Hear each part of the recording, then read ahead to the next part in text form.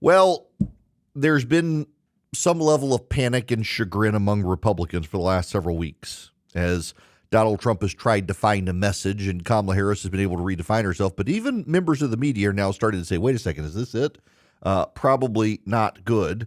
Well, it doesn't help that you've got Joe Biden and Kamala Harris on stage together rallying for Kamala Harris, and this comes up.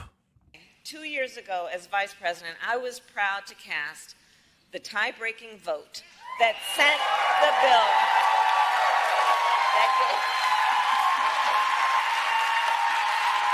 that gave Medicare the power to negotiate and let it get to the president's desk. And I was proud when our president, Joe Biden, signed that bill into law. You know, she was the tie-breaking vote for the stimulus plan, too. Things haven't gone so well.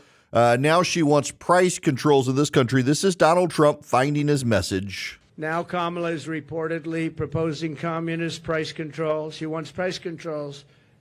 And if they worked, I'd go along with it, too. But they don't work. They actually have the exact opposite impact and effect. But it leads to food shortages, rationing, hunger, dramatically more inflation. Their Inflation Reduction Act, by the way, was a disaster. It's what caused the inflation. Their Inflation Reduction Act was a con job. They actually admitted that it wasn't really for inflation that they did it. They don't know why they did it, but they named it the Inflation Reduction Act, which was a very nice name. Got approved based on that.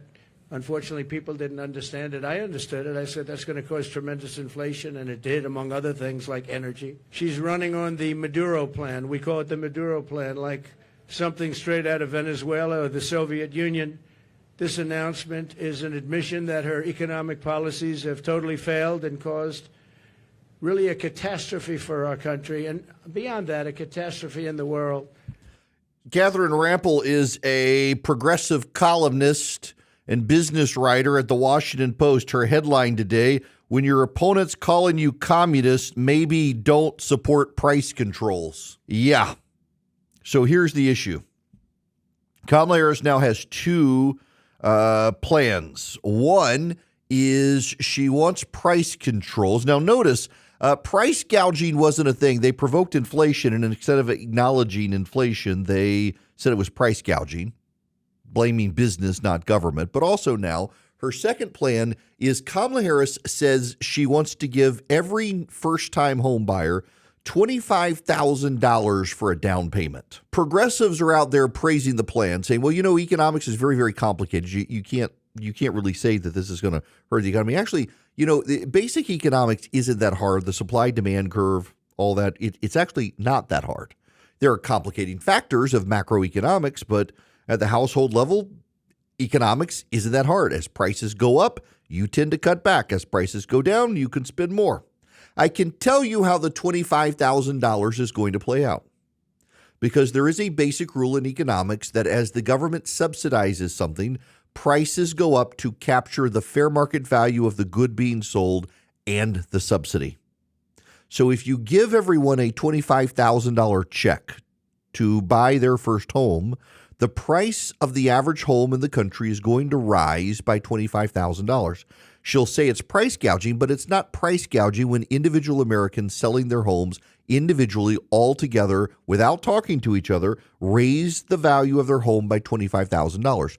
It's a natural side effect of subsidies. For example, electric cars would be cheaper than they are long-term if the government did not subsidize their purchase. By subsidizing the purchase of an electric vehicle, the prices of electric vehicles have gone up. And by the way, people predicted with the Inflation Reduction Act, which was a green jobs bill, that with the government subsidies for new battery-powered vehicles, the price of the battery-powered vehicle would go up. It did, almost by as much as the subsidy.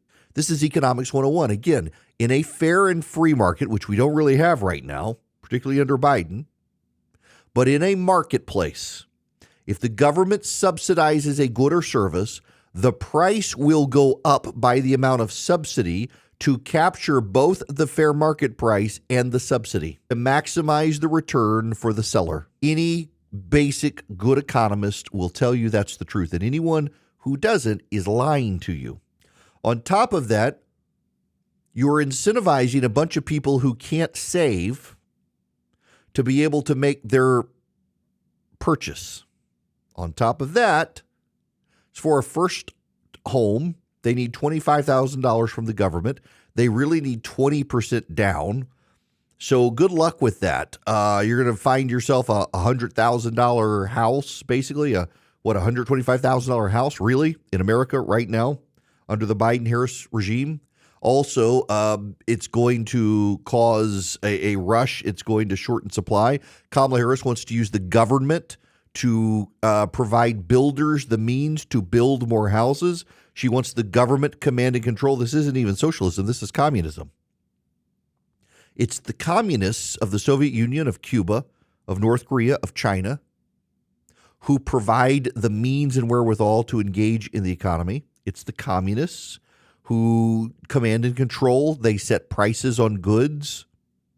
They're the ones who buy the materials for the home builders and subsidize the cost of the home builders to build homes, which, by the way, are never good. The home builders cut corners to save money.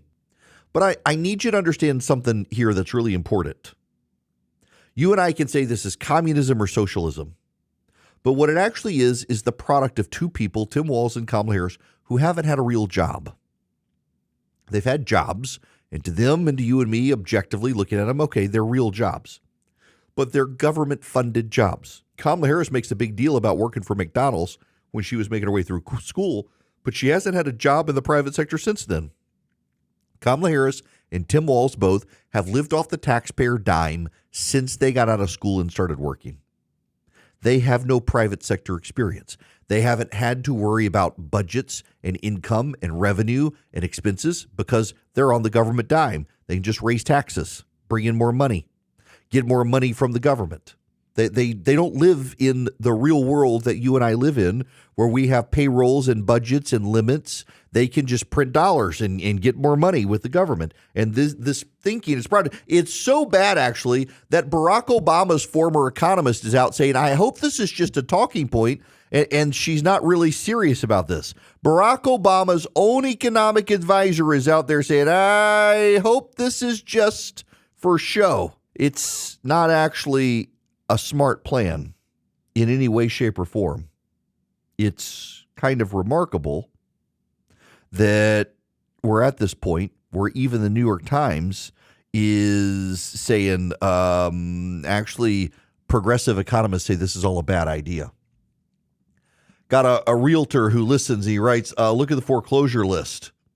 Down payment assistance from the city of Atlanta and how many are in foreclosure each month. They won't learn. They'll just buy, then foreclose, bringing down the markets. Yeah, the city of Atlanta gives down payment assistance. And when you look, the majority of houses in foreclosure in the Fulton County area are those that got government assistance. Look, if you're not disciplined enough to save up the money for a down payment, the government giving you a down payment is not going to instill that discipline. There was a quote I saw yesterday that if you can't live on a budget with $100,000 a year, you're not going to live on a budget with $1 million a year. This is the product of not working in the private sector. These are the economic plans of the ignorant. Emotionally, they sound good. And progressives governed by emotion get very emotional about, oh my gosh, the government's going to give me $25,000 to make a down payment on my first home. How great is that? What are the strings that come with it? Forget everything else. What are the strings that come with it? When you decide to get out of the house and turn around and sell it, what strings will come with it? We don't know. But also what we do know is that you're going to pay more for your house than you otherwise would because of this. Not only that, if it incentivizes young purchasers to go out and buy their first homes, there's going to be a run on first home buying, which is going to drive up the price generally, which is going to cause shortages. All of these things are obvious. Basic economics is not hard. You have a supply curve and you have a demand curve. And the supply and demand ultimately align for a price point. When you add a subsidy, it shifts the supply and demand curve. Why? Because it increases demand, decreases supply, so it drives up prices. And the price will be set based on the subsidy plus the fair market value. This isn't hard. But it's hard when you've never had a real job in the real world and you've always lived on the taxpayer dime. Kamala Harris and Tim Walz are essentially welfare queens. They live on the taxpayer dime.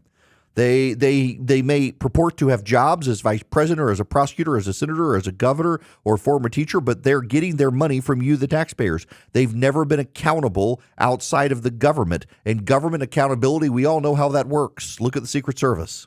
When you have the liberals in the Washington Post and the liberals in the New York Times saying, wait a second, this isn't a good idea, it should be a big red flag, but the Harris team is doubling down on this stuff. Here's Donald Trump again. 2016, we got millions of more, from 10 to 12 million votes more. Think of that. No president has ever gone with that kind of an election uptick. Usually a president will get less. President Obama got less, much less, his second time, but he won. But he got much less. We got 10 to 12 million votes more, and that's not including other votes that we could talk about at another day. But this is their votes, 10 to 12 million more. And we left, and that's when all the problems started. We didn't have these problems. We would have never had a problem with Abdul. We would have never had a problem with anybody, frankly. And I'd have to say, you're looking at things behind me, and they did a nice job. Wow, I haven't gotten to see. That's good. I don't like the tags very much. Look at that, up 46% eggs. Wow, up 65%. Wow, school lunch is up 65%. How can a family afford that? But look at this over here. What a nice job. I think I'm going to take some of them back to my cottage and have a lot of fun. Like the Cheerios. I haven't seen Cheerios in a long time. I'm going to take them back with me. Bacon is through the roof. They're all through the roof. The milk, everything is bad. And we're going to straighten it out. We're going to bring prices way down, and we'll get it done fast. And with her, it's just talk. She's a radical left San Francisco person who destroyed the place. And I don't know. It's hard to believe that she can even be in the discussion. They had a group of 12 people that she was considering, and they put her name in there, and they marked them, who were the best and who were the worst. And she was actually rated the worst of the 12. They had 12 plus her, 13 people. And they rated her the worst. Now, 6 weeks ago, she was considered to be a failed vice president and a failed administration, a disaster. And now all of these people are talking about her like she's Margaret Thatcher, liberal version. She's not smart. I don't believe she loves our country. And we cannot have our country destroyed, because once that happens, it'll never be able to come back. Okay? Rambling from Trump to some degree, but focusing on prices and groceries and Maduro and Harris's plan. Again, what Kamala Harris and Tim Walz are proposing are bad economic policies that even Democrats who are in the private sector say this won't work, not at a philosophical level, but at a practical economic level. The only reason they came up with them is because they've never worked in the private sector. They have no idea how the economy works for us, which explains everything as well about the Biden administration, which disproportionately has people advising him who come from nonprofit world and government, not the private sector. If you want the private sector to survive, Kamala Harris needs to lose.